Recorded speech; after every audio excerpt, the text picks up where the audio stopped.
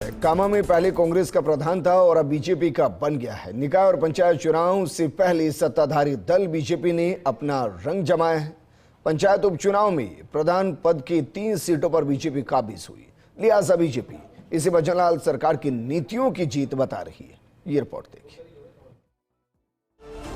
पंचायती राज और नगर निकाय उपचुनाव में सत्ताधारी दल ने अपनी ताकत दिखाई है। हाल ही में प्रधान पद की 3 सीटों पर बीजेपी का कमल खिला है।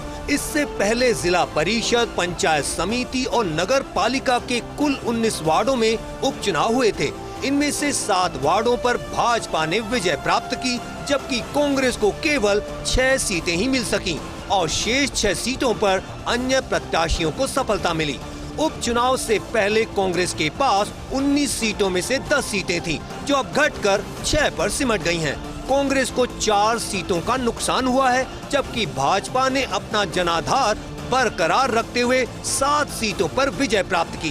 पंचायती राज उपचुनाव के परिणाम: कामा, पहाड़ी और करौली के मासलपुर में बीजेपी का प्रधान। कामा में 11 कांग्रेस और 12 सीट बीजेपी के पास थीं। बीजेपी की सुरज्ञान बनी प्रधान। पहाड़ी में पहले कांग्रेस थी, अब बीजेपी का प्रधान बना। कांग्रेस समर्थित 12, बीजेपी के पास थे 14 वोट। करौली के मासलपुर में प्रधान पद पर बीजेपी निर्विरोध जीती।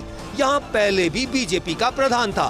तीनों परिणामों पर गौर करें तो पहले कांग्रेस के पास थी 2 सीट, अब कांग्रेस की 1 भी नहीं रही। उप प्रधान चुनाव में भी बीजेपी ने बाजी मारी। रामगंज मंडी में बीजेपी का बना उप प्रधान। बहरोड में कांग्रेस का था, अब उप प्रधान पद पर बीजेपी की विजय।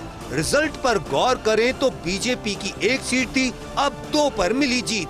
कांग्रेस की 2 में से रह गई 1।